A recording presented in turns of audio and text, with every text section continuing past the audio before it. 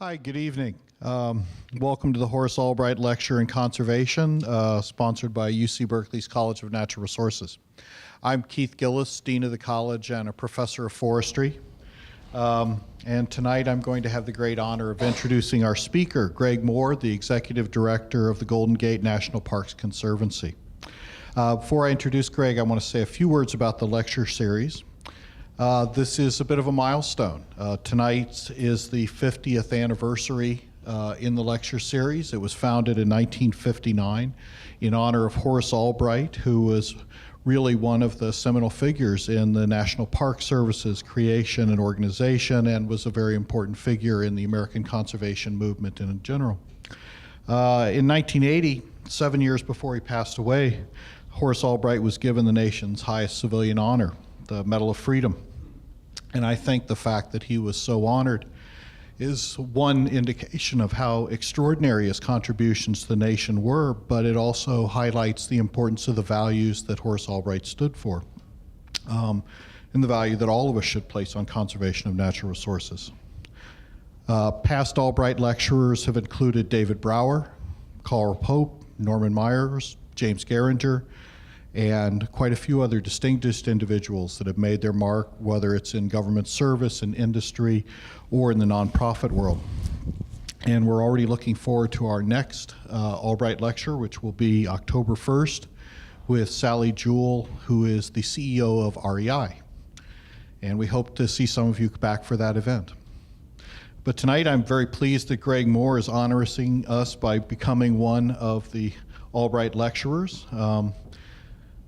The values that Horace Albright embodied are certainly at the core of the mission of the College of Natural Resources, but they're also at the core of the Golden Gate National Parks Conservancy's mission to preserve Golden Gate National Recreation Area, to enhance the experience of park visitors to the recreation area, and to engage community members in conserving the parks for the future. Greg served as Executive Director of the Parks Conservancy since 1986. He's led the organization into its current status as one of the most successful nonprofits supporting any national park unit. And I have in my notes that you've actually provided an astonishing $142 million in support for the park, and engaged 20,000 volunteers, which is a remarkable civic engagement, just remarkable. Greg's service at the Parks Conservancy is just the latest chapter in a very long career in national parks, conservation, the environment, and in fostering private and public partnerships.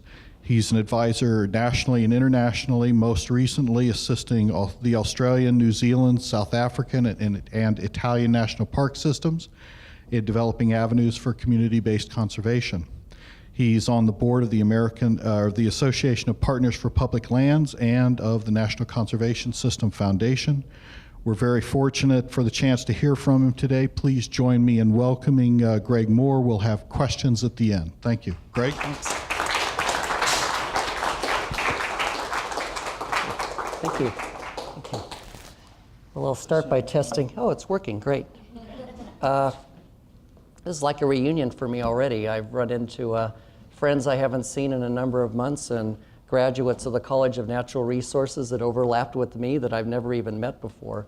So what a wonderful honor to be here. And I'll start by acknowledging that if it weren't for Horace Albright and if it weren't for the College of Natural Resources, I might have never had a job like the one I've had, because Horace Albright was so fundamental in establishing the National Park Service, and the College of Natural Resources began my passion and love of nature and my career in this work. So thank you to Horace Albright and to the college for the career that they helped launch and the work that I've done.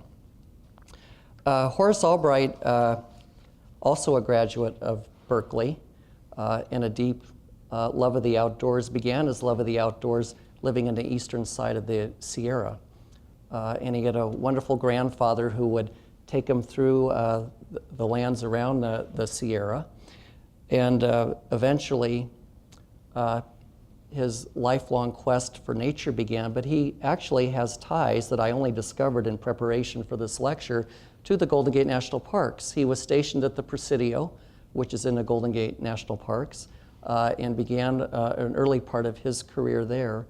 And also as he was working with Stephen Mather, the first director of the National Park Service, to conceptualize what our national parks should be.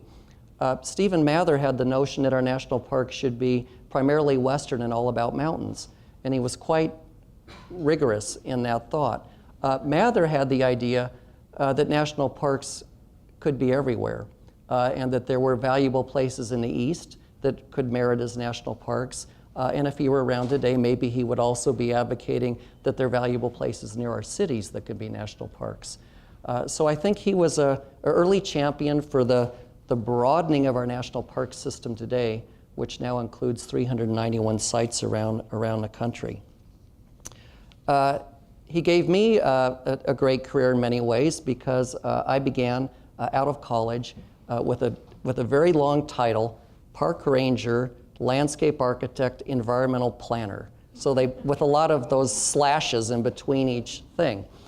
So I began my career as a park ranger, primarily working on master plans for national parks. In that capacity, I got to go to great places, Yosemite, of course, Hawaii volcanoes, parks all over the system, and ultimately doing some work internationally.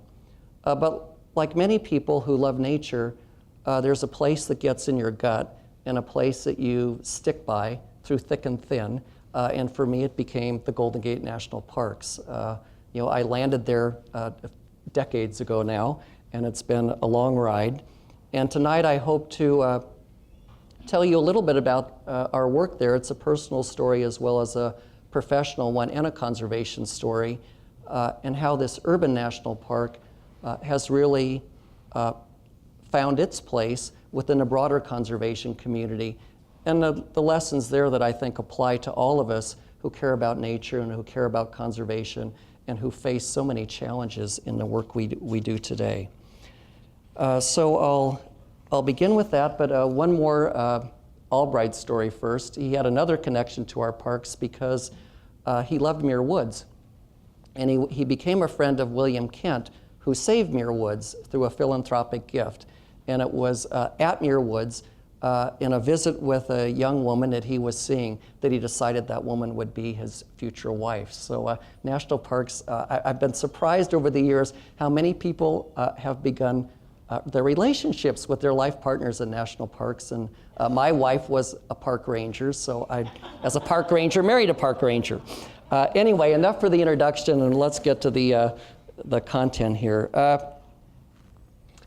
I like this picture because it's a happy picture of kids enjoying nature, which we believe that kids of any generation, of any background, should have the experience of the outdoors and the growth and learning opportunities that the outdoors present for all of us. And as I prepared for the night, I thought about what really makes people save a place? What motivates us to think that there's something worth giving a special category and keeping for all time and for future generations, for kids of the future? And of course, in national parks at the beginning, it was primarily about the beauty. And then eventually the idea that, no, these are places of nature and ecosystems and wildlife. And more recently, the concept that national parks are about our quality of life or our livelihood. And of course, even embracing, as many parks do, history and culture as something worth saving for future generations. And when you try to think of, on a worldwide basis, what does it mean to save a place? Who defines what saving a place is? I turn to the World Conservation Union for their definition, that a protected area, often a national park, is a geographic space, dedicated to achieve long-term conservation of nature with ecosystem services, all those benefits that nature provides us, and the saving of cultural values at the same time. Now, where do we stand worldwide in terms of saving places? We do hear about all the places that we're losing. What about the other side of the equation? Well, hey, there's a lot that's been saved. 108,000 protected areas around the world, many of them national parks. A lot of square miles. I don't know how many square miles are on the Earth, but well, I guess that if someone can calculate quickly, 12% of the Earth's surface is now in protected status. And that number has actually been growing over the past 20 years. In fact, the The European Union requires countries joining the European Union to establish at least a 10% threshold of protected areas. The protected area on Earth is larger than the continent of Africa. We're not doing so great with the oceans. Only about 0.8% of our oceans are saved. And there are all sorts of agencies, nonprofits, public groups around the country taking care of these places now. And there's a lot of variety. There are places like Kruger National Park in Alcatraz, or Sibillini National Park in Italy, Arches National Park in this country. The texture of protected areas around the world is as diverse as the cultures and countries that are part of our overall global heritage. But in this country, we know protected areas primarily as national parks. Mather and Albright started the system about 100 years ago. It's grown to 391 places within the system, 84 million acres, a lot of visitors every year. And that's just part of this public land estate, because of course there's fish and wildlife refuges and other lands that are saved in addition to our national parks. But national parks have tended to get a lot of visibility, and you may have heard the America's Best Idea, a quote of Wallace Stegner, saying that of all the things invented in America, one of the best ideas, one of the most unique American ideas was our national parks. And it was very unique at the time because in a European context, the places that were saved for the royalty, for the rich. But the American concept was the places that have the most meaning to our country, the most beauty, belong to everyone. And it was a breakthrough concept. Ken Burns, who's doing a film in our national parks, which I'll talk about later, calls the national parks the Declaration of Independence for the American landscape, that these are common to all of us, part of our basic democracy, that we collectively own these marvelous places around the country. So over the 100 years, we have a system now that's beloved nationally. It's been exported internationally to almost every country on the planet. It's approaching its 100th anniversary. And these places not only have their value for what they preserve, but their value in making people happy, which is one of my favorite parts about national parks. And of course, the idea that Mather and Albright had, that these places could be set aside and somewhat isolated from the effect of modern society, was an appropriate idea at the time, but an idea that now in the 21st century we see as no longer as valid as it once was, because these national parks are connected to bigger systems. They're connected to climate change and its effect, to our cities and their influences, to the need for advocacy, and of all things, our national parks are looking into the future, wondering if the next generation will care for them and visit them in the same way that the baby boomers did. And there's a lot of data suggesting that there could be a gap in relevancy for this system as it moves into its second century. But the wonderful story of all these saved places, certainly in this country and other countries as well, is usually behind every place that's saved is an incredible story of an individual or a collection of people who were foresighted, who took action, often had courage to save a place. And of course, we know the legends, the John Muirs and the Stephen Mathers, but there are many people that aren't legendary, people whose stories haven't been told, who have stood up sometimes against incredible odds, organized grassroots activity to save places that they cared about. So we have a concept that these places are saved, but my theory has become that a saved place is never saved. It's only as saved as the people that still believe in it and care for it generation to generation. And that without that grassroots stewardship, there are a lot of challenges for parks and protected areas around the world. We've seen, for example, in many countries, as the national park idea was exported, there were people who lived in harmony with the land who actually inadvertently, or maybe even intentionally, were forced out of their homelands by national parks, in this country too. Conservation refugees is a term that's used. We've seen now the need for ecology and economy and equity to be the kind of the global bottom line for how we move forward, and the need to build a sustainable community and a political base. All of this is what has made my journey with urban national parks so intriguing to me, because as we look at our world and the growing number of people living in cities, we're now at 50%. For the first time, we're crossing over the halfway mark. We'll soon be at 60%. Unless people are exposed to nature in our cities and believe in its value, our national parks far from cities, our protected areas away from cities, are in jeopardy as well. So places like Table Mountain National Park in Cape Town really have that, or Golden Gate in San Francisco, have that ability to connect with where people live. The very first urban national park was not an invention of the United States. It came late in our system, but an invention of Rio de Janeiro in Brazil, in Tijuca National Park.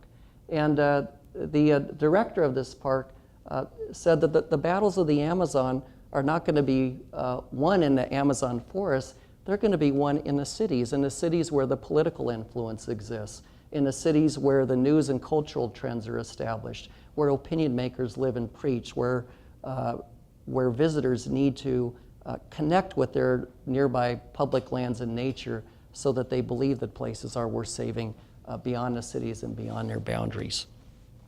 And in the past 10 years, a network is formed of these urban national parks. This is Sydney Harbour National Park in Australia, a stunning national park, probably the one in the world most like the Golden Gate National Park. It even has an island prison like Alcatraz and its own bridge and 8 military forts that are now national parks, so it's like a parallel universe down there. Which brings me to the subject of tonight, which is the Golden Gate National Parks, which has become, of all these parks in cities around the country, one of the flagship national parks that exists in an urban area.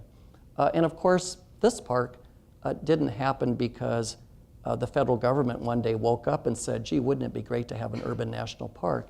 It happened because over time, foresightful people saw the opportunity and moved to put that opportunity into action. It's hard to imagine in the Bay Area what it would be like to not have the green belt that we have. Here in the East Bay, of course, there's a phenomenal green belt in the East Bay Park system. And the Golden Gate National Parks runs up and down 3 counties in the coastal mountains, San Mateo, San Francisco, and Marin. 40 miles up and down the coast, 20 million visitors a year to these parks. So they're certainly have their throughput of people that enjoy them on a day-to-day basis. The park is also a UNESCO Biosphere Reserve, one of the few in the world in an urban area, 1,200 historic structures, lots of native plants, many of them threatened and endangered, just an incredible variety of places that I'm sure many of you in the room as Bay Area residents have enjoyed at one time or another. But where did this begin? What was the triggering action that really resulted in the gift of these national parks in the Bay Area? The triggering action, like in many conservation stories, was a threat. With Muir Woods, this amazing redwood grove being threatened by logging and damming at the turn of the century. And it almost came to be, if not for, in this case, one individual who decided that that redwood grove was worth saving for future generations, and through his own initiative, purchased the redwood grove to save it, and then subsequently donated it as the first philanthropic gift ever to the federal government that became a national park. And William Kent became the champion of the National Park Act and one of the co-authors of the National Park Act in 1916. So here in the Bay Area, the little untold story about Muir Woods is its place in national history as well as local history. With Muir Woods in place, eventually people began to see that the connected landscapes near it were valuable as well. And in the early 1970s, through grassroots action, and under the slogan, Parks to People, Parks Where People Are, the Golden Gate National Parks was established by Congress in 1972 as one of the first national parks in an urban area.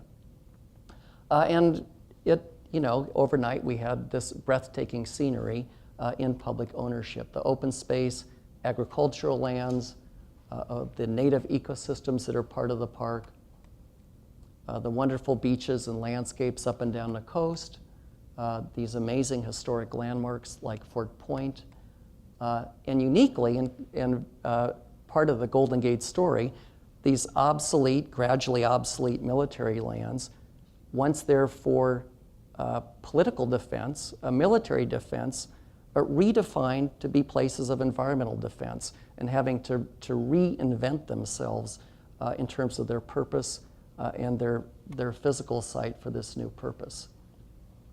And of course, these world-renowned destinations, the Golden Gate Bridge, Alcatraz, I'm sure many of you have been out there, and Muir Woods, part of the Biosphere Reserve at Golden Gate.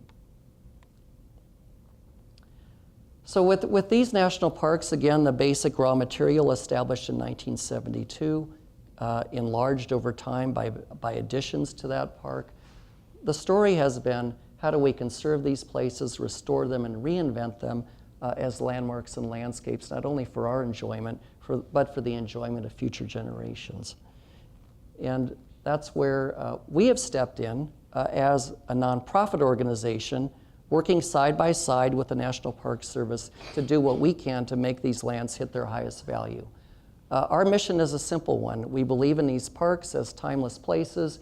We believe that they belong to everyone and that we need to make steps to make them accessible to all people. And we believe that they need to be cared for into the future and properly stewarded. We work with mainly the National Park Service, which oversees much of the land, and also the Presidio Trust at the Presidio of San Francisco.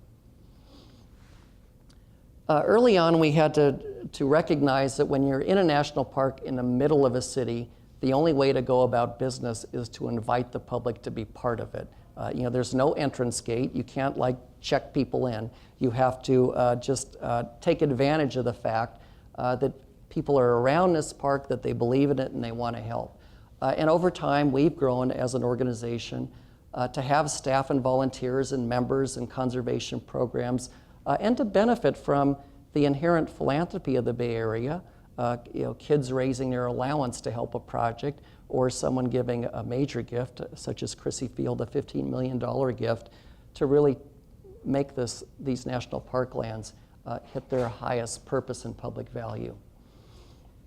Along the way, we've learned to engage people's time, their talent, and their resources as stakeholders in this park and in its future, and created a very open invitation for people to get involved in virtually everything that we do.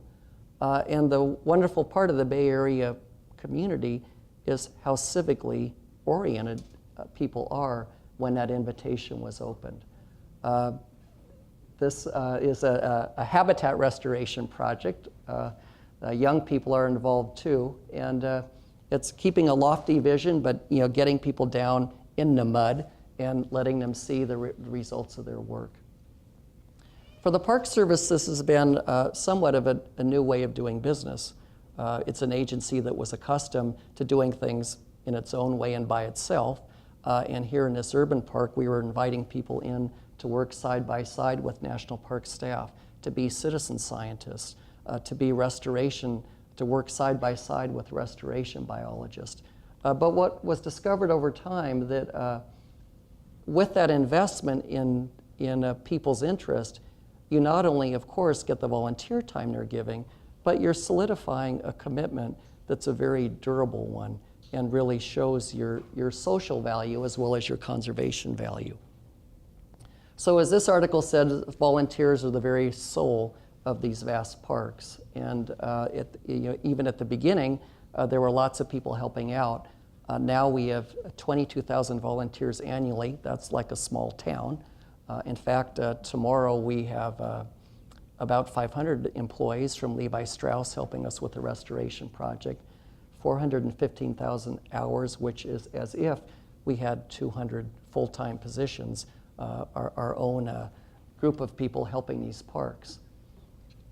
Every single day in these parks, almost every day, 350 days a year, there is a volunteer activity going on.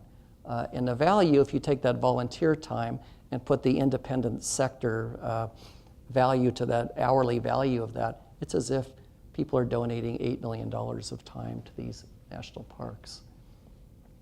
But again, people say, well, yeah, that's great, you get all that time, but the dividend is not just the native plants put in, but the conservation constituency that is being built for these parks. Over time, we've worked a lot with individuals and civic groups and schools and youth and corporate groups, and we found that every time somebody gets involved, they become a new ambassador for our national parks and a believer in the value of these places, not just at Golden Gate, but other places as well. We've also learned that people volunteer, of course, because they believe in the mission of these parks, but volunteers form their own communities. They're their own social unit. And many people, I think, like the civic engagement, the people they meet, the community that they're part of. And over time, we've developed volunteer brands, in a way, groups of people that work in certain ways to help our parks. As you can see here, the volunteers do a lot of different things. There are even volunteers in law enforcement, of all things, administrative volunteers, people telling the park story through interpretation, and primarily people working to preserve the fabric of the park, its natural and cultural resources. And here are just a few things these wonderful people do. Everything from trail keeping to wildlife watching to native plant growers to visitor greeters and more. Every day in the Golden Gate National Parks, you will see people out there with the generosity of their time and talent. A core part of this is individuals who bring a variety of skills to our work. Corporate groups who tend to value the teamwork, the service learning, the camaraderie they get. The Levi folks tomorrow, I mean, what a great day. You can stay in the office and do your job, or you can go out to the national park. So the corporate team building has really been a valuable piece of this work as well. For young people, we found it really you're helping young people learn certainly about nature, but also about leadership, about giving back to their community, about where they want to take their careers, and about how to move beyond their neighborhoods into the broader and bigger world, to some degree, to reset their horizons to a bigger purpose for their own lives and for what they can give back to the community. And for corporations, as I mentioned, it's the sponsorship, the team building, the idea that corporations are giving back to the community in which they reside.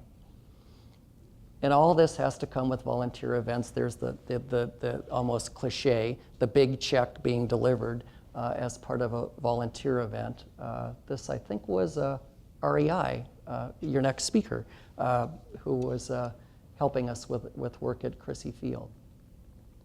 And then, showing volunteers the power of all of them together. Those are actually people on Ocean Beach, spelling out, we are all connected.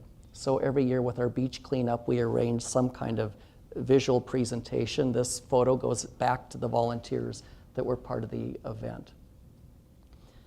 We found that our preconceptions about volunteers were wrong. We thought originally that people that would volunteer would be people that simply had time in their hands, either because they were retired or maybe they were in between jobs. But we found that everybody likes to help out. Kids in school, parents of kids like the role modeling for their kids. People give different amounts of time, but everyone gets value from that work. And we have organized the volunteers into different clusters of work that give them their own sense of community. And I'll take you quickly through some of these clusters and the work that gets done. A big success for us has been the native plant nurseries. The native plant nurseries collect seed from the park landscapes to grow native plants to restore ecosystems. Volunteers on an annual basis collect 1 million native plant seeds to grow 125,000 plants in 6 native plant nurseries. And over the length of this program, about 10 years, these volunteers have grown 1.2 million native plants and restored 65 natural habitats throughout the Golden Gate National Parks. We have other volunteers who adopt ecosystems. They develop, along with a park biologist or ecologist, the restoration plan. They implement the restoration plan, and they monitor the success of the restoration plan. That's the site stewardship program where people adopt an ecosystem over time. We have in Golden Gate the major hawk flyway in the entire Pacific coast, the Golden Gate Raptor Observatory. We have 2 staff and 250 volunteers who are citizen scientists. They trap and band hawks, they count hawks, they keep a national database on hawks, and contribute scientific articles. Non-scientists are actually creating scientific articles along with scientists in terms of raptor habitat preservation. And we have people that like to be ambassadors on our trails, like to help with their kids in their back, or the trail building work that we do, our Trails Forever volunteers, or have been attracted to a place like Alcatraz, where gardens that were built by the military occupants had long been disappeared. The volunteers discovered the gardens, garden archaeology, and if you go to Alcatraz today, these gardens are blooming all up and down the island thanks to a core of about 25 volunteer gardeners who have restored these gardens. And of course, as guides to the historic and natural landmarks of the park. To help the volunteers feel part of even a bigger community, we have an ongoing program to welcome and orient volunteers. We have a training academy for volunteers called the Park Academy that offers regular classes for our volunteer corps. We celebrate their work and appreciate them at annual events and really build a social community for them. There's REI again, they're showing up a lot in here. But the result is, as I've said, that there is, I sleep better at night knowing that there are 20,000 people who care about these parks enough to donate their time. And if ever they were threatened, there would be a group of people rallied to their defense. I've thrown this little story in just to show that while volunteers can be out in the landscape helping you out, there are also volunteers who have a expertise through their professional work that they can donate. And in this case, very early on in the Conservancy's work, we realized that the national parks that we love so much had a very confusing identity in the Bay Area. In fact, many people we found out through survey work didn't really understand that there were national parks in their own backyard. And we felt that if people in the Bay Area don't even know these places exist, how can we ensure their long-term preservation and care? So we had a classic identity problem. And while we had this wonderful national park brand and the ranger hat that everyone around the country knew, no one was attaching that brand to these parks within the Bay Area. And we also had, of course, a confusing array of sites. Who would think that an old prison and a redwood grove and a lighthouse had anything in common? The parklands themselves are varied. But the brilliance of these volunteers was taking that variety, places with name recognition like Alcatraz, and building it into an overall family through the simple graphic identity work that they created for our parks and the themes that flowed from that graphic identity work. So these images, which some of you may have seen, maybe a few of you have them framed in your home, I certainly do, became a complete set of emblems that unified this national park family. And within a year after doing this work and post-testing its success, we went from a 20% recognition level in the Bay Area to about an 80%. So it really did the job. And it was volunteer creativity that made this happen, not our own. And time and again, we've turned to the corporate sector for their thoughts, whether a management consulting firm like McKinsey & Company or Bain & Company or Goodby Silverstein, an advertising company, to look at our national parks and help us make our way effectively in the work that we do. Philanthropy, of course, as I mentioned, and something that is not a well-known story, has been associated with our national parks from the very beginning. Not only Muir Woods, but Stephen Mather, the first director of our national parks, was personally donating, he was a wealthy man, personally donating his own money to get this national park system up and going. And throughout the ages, the Virgin Islands, the Smokies, Grand Tetons, a lot of national park sites were donated into the public estate from private individuals who saw the benefit of making these lands part of the larger system. So here at Golden Gate, we build in that proud tradition of philanthropy, as do many national parks, including Yosemite, and there are representatives from Yosemite here in the audience, letting people know that they can affiliate with these places, they can donate if they can, time, and in some cases, a big gift can make a legacy impact within these national parks. This takes volunteers that like the fundraising function, are deeply passionate about what these parks mean, and are willing to be ambassadors in that regard. And people that at the individual foundation and corporate level that you can speak to and get connected to the parks. One of our major donors, some of you may know, is the Haas family of the Levi Strauss company. And they have given a major gift to restore Crissy Field. That was really their gift that got that going. So over time, this philanthropic community for us are at the grassroots level, its members, higher level donors, events to keep people with us, lead gifts, and now plan giving, people that are including these parks in their estate planning and seeing a legacy that they can leave that way. And once again, doing everything we can to keep this community connected through fundraising events and through other activities that create a bond. And then, of course, when something important happens, when a site is restored, celebrating that and giving credit to the community that was so central to making that result happen. A lot of this is about communicating to people, what is the vision? What do these national parks stand for? What can they be in the future? And being able to show people through written materials and press and other things the potential of these lands to serve the public and the opportunities to get involved in many ways, including everything today, web-driven. An interesting anecdote, last year was a very bad year for philanthropy around America for obvious reasons. And the only category of giving that grew was online donations. So it begins to show where future people that are generous may be heading in terms of how they will give. Of course, to implement a vision, you need a call to action.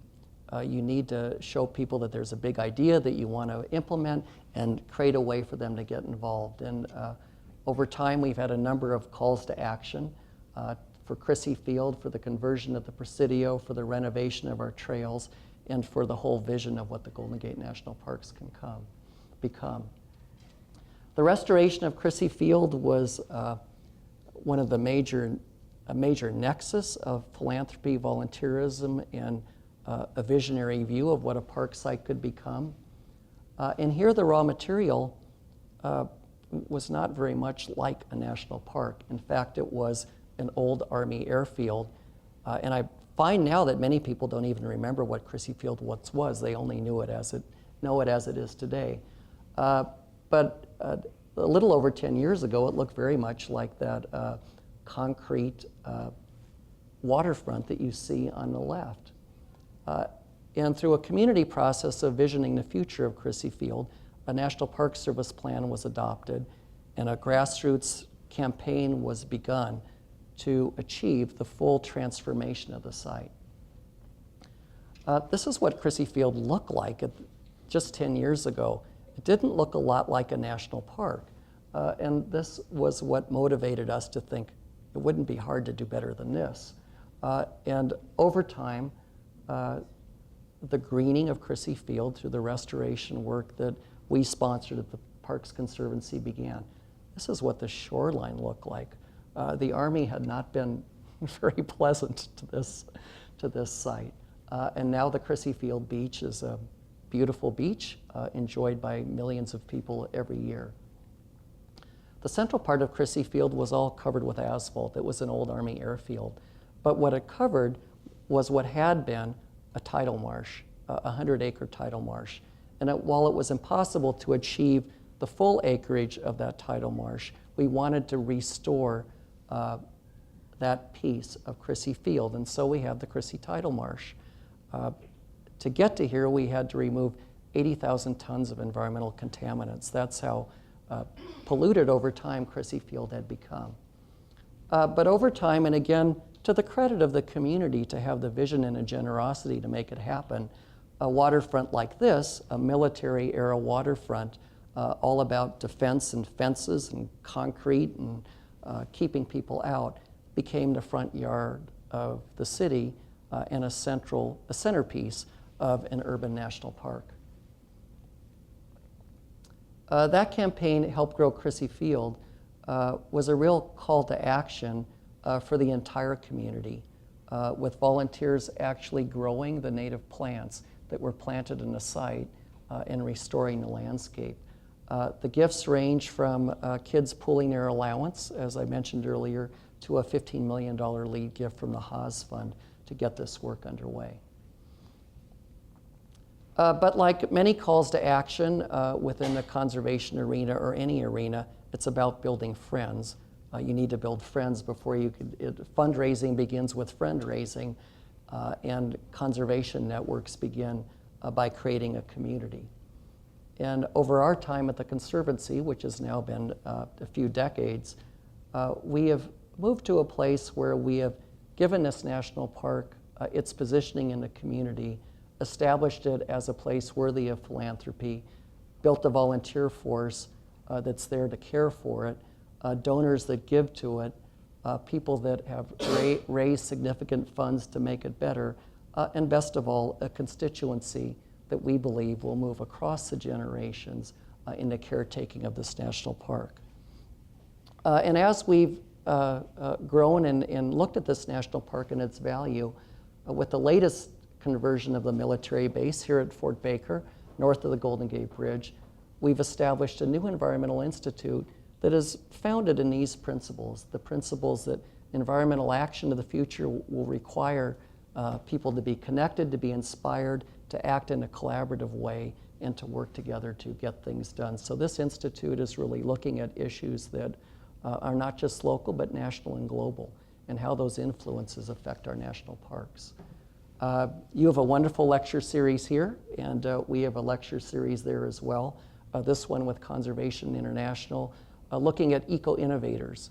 What are the new ideas in environmental thinking, and who are the spokespersons for those ideas nationally and internationally, and what can they bring to the Bay Area in terms of their thought and their networks.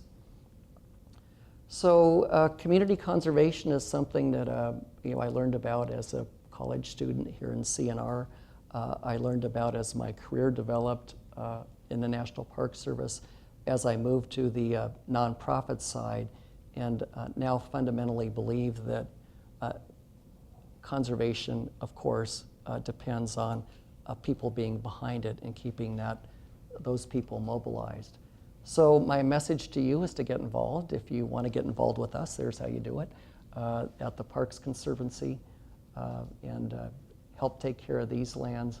And I want to bring your attention to an amazing film that some of you may have heard about that will be airing on PBS this September by Ken Burns, the amazing documentarian, the Civil War, jazz, baseball. You've seen them all probably on public television, whose recent film, The National Parks, America's Best Idea, tells the story of our national park system, this uniquely American story that began really way before the Park Service was established, easily back to Abraham Lincoln and the setting aside of Yosemite during toward the end of the Civil War. I've had the privilege to see all 12 hours of this film. It's really fabulous, and I recommend it to you. If you want to learn about it, just go to the PBS site to get some detail. And KQED will be the broadcasting station here in the Bay Area when it airs. Now, although my focus has been on national parks because that's where my career has been, it's nice to know that in the 21st century in America, we're still creating new conservation systems. And the newest conservation system was just passed into law a little over a month ago in a huge conservation bill that made its way through Congress. It added a number of national park sites as well that established the National Conservation Landscape System. This is a system of 25 million acres of some of the best landscapes you can imagine under the management of the Bureau of Land Management, and here's one of them right here. You may have heard of Grand Staircase Escalante in Utah. That was kind of the flagship site of this system. So we're still in America creating new conservation systems even in the 21st century. And with this new system, once again, the impetus for it came at the grassroots level. Yes, it eventually took an executive order by a president and a law passed by Congress, but that was the final action that began really with people getting out in the outdoors and saying, this place is important, not only for my enjoyment, but for the future. And phenomenal American places like this that we all enjoy and people from around the world enjoy. So I'm really privileged to be here with all of you tonight, to be with the Conservation of Natural Resources program, which I heard this evening has launched 18,000, have I got that right? 18,000 alumni or something like that? Is that, I don't know, I need someone out there to confirm it for me. But there is an amazing system of conservation people that you've launched here. And also the amazing good fortune, I could be a bit chauvinistic now, that all of us have in the Bay Area, that the Bay Area throughout time has been so much at the forefront of environmental thinking. The conservation organizations that were founded here, the whole land trust movement that began here, the agricultural protection movement that began here, the innovation, the green systems that Silicon Valley is building, the Green for All movement, the environmental justice movement, begun in Oakland and now a national cause. We're fortunate here in the Bay Area not only to have this beauty, but the beauty comes because of the people here that just have this spark about innovation in environment and conservation that I think is one of the most amazing stories of life here in the Bay Area. So thank you once again for having me here. Please come visit our parks, visit all the national parks. I'm a great resource. I'm a good national park travel agent, so if you have questions about what to go see, don't hesitate to ask. Thank you.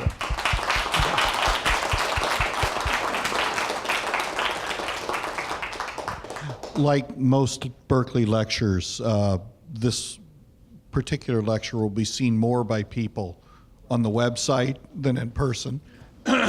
And so to that end, I'd like to have questions through the mic so that we can actually capture them well, so that people seeing this later can hear the question.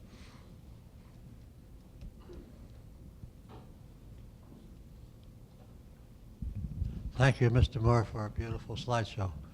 I have a question about the public and private partnership, in particular about the proposed museum on the parade route. I thought that would be my first question. Okay. I was just counting on that. Thank you for asking it. Did you have a question, or do you wanted a comment, I guess? Some of the people in the audience may not know, but at the Presidio, it is one of the more unique national park sites, and it's certainly had its opportunity and its controversy as it's made its way. And there's a current proposal being considered for a major contemporary art museum at the Presidio.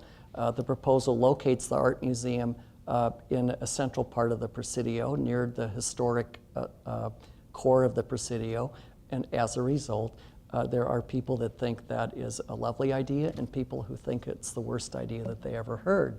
That is now going through a series of public hearings, and the Presidio Trust will have to very patiently listen and ultimately make a decision about whether it's thumbs up or thumbs down for that and other ideas that are being proposed.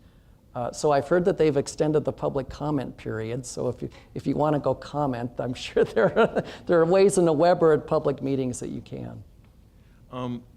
I think what I'd like to point out is that there is this relationship between natural capital and social capital, and clearly here in the Bay Area, this immense stock of natural capital has really created a unique civic environment here. But it's not the case in other parts of the country.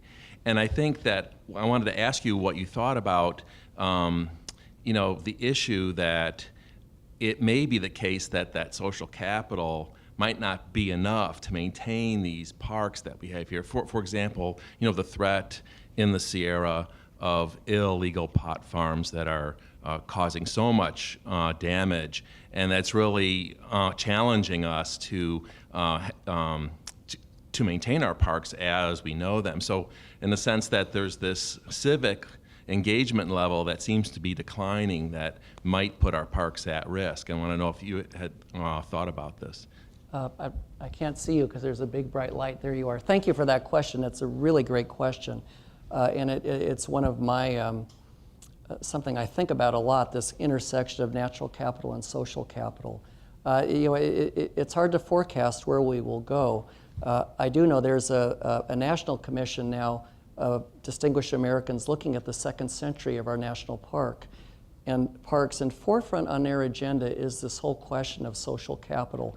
How do we keep these national parks with their proud tradition of public love and affection close enough to the American public as places of value socially and naturally that their protection is assured? And one of the spokespersons on that commission said, in the first century of our national parks, the people built the national parks. And maybe in the second century of our national parks need to build our people. And I don't know exactly what he meant by that, but it was an interesting flip to think that the system is now built, and the question is, how do we maintain it? How do we keep it vital? And how do we keep it in the hearts and minds of the American public? Our job in an urban area is a little bit easier because people wake up and there it is. They drive their car by it, they see it out their window, they walk their kids in it, so that social capital happens pretty regularly. But for some of the more remote national parks, the visitation is tapered off, and some it's been declining. And as much as I think many people would think our national parks are overvisited anyway, if it declines too much and they're not in the public mind, we could lose the social capital that has brought them to the place they are today. Thank you for the question. I don't know the answer to it. Just a few comments. Yes? There are always complicated issues, there are always complicated issues of volunteers, paid staff, and unions. How has the Conservancy specifically how shall I say, finessed this? I believe it has something to do with the fact that you are a conservancy, and that there's a good deal to this. I know a little bit of the answer, and I'd like to know more. Yeah, it is one of those funny intersections where things can go either really right or really wrong very quickly. And at Golden Gate, I think we do have some benefit that we're a nonprofit, and nonprofits are so voluntary driven that we can house volunteers maybe a little bit easier than a public agency where there are unions and issues about, well, what are these volunteers really here going to replace my job? What's happened at Golden Gate is that the data clearly shows that the workforce at Golden Gate has built over time as volunteers have built over time. And there's nothing that really suggests that additional volunteers are actually displacing employees. In fact, many of the park staff that work with volunteers think it's the best part of their job. But that keeps, you're right, it is keeping the mood right and the temperature correct. And I've seen other cases where that hasn't worked. And interesting, as one example where things kind of get a little screwy, in the new Recovery Act, there is an emphasis on youth engagement and youth interns and youth volunteers. And the lawyers in Washington can't figure out whether the Davis-Bacon Act, which is a prevailing wage act, applies to teenagers or not. So the whole youth piece is temporarily stalled out until someone can answer that question. So. Yes, Yeah. Thank you, Mr. Moore, for your hopeful encouragement for all of us to be engaged. And I would like to put a spark in your mind and everybody here, a spark in their mind that opposite the Golden Gate, maybe even part of the Golden Gate National Park System, is Strawberry Canyon. And Strawberry Canyon is a direct connector Sure. in Yep. the watershed. Yep. And it does need its fences removed and its war purposes opened up. And there is a group in Berkeley that has formed recently called Save Strawberry Canyon, and it's kind of a difficult one given the forces of development at the campus, but I just wanted to put that spark in your mind of, and your friend Sylvia McLaughlin asked me to say hello to you tonight great. because she's Oh. part of Save Strawberry terrific. Canyon. Go Sylvia. And everybody needs to know that this is kind of a urban challenge right here for every student and every professor and everybody who's part of this urban university community. So Well, best thank of you. luck. Thank From you. my It's from a my tough time one. here, I love Strawberry Creek, and there's somewhat of a relationship to the Presidio because our goal has been daylighting the creeks that were covered up at the Presidio. One we're actively working on now is Tennessee Hollow, which is certain portions have been daylighted, but it is complicated getting the constituency and the will to move. But good luck. Yeah. In case anyone's noticed the large pile of dirt and wood chips outside Giannini Hall, that relates to this project. Oh, good. That's where the nursery area will be for the plants that have to go in after you yank ivy. Any other questions for Greg? Well, thank you very much, Greg. It's clear you've got complex problems and very sophisticated solutions. It's obvious from listening to you one of the reasons why the park has been successful is you. Oh, well, thank you very much. And thank you all for joining me this evening. And if I'll hang around a little bit. If there are any questions people have that they want to come up and ask me, please do. And I've got materials about the park if anybody wants anything. That's So right. thank you once again. That's Great right. to And we be have here. some refreshments outside. Thank you Okay, very much, thank Greg. You. Great.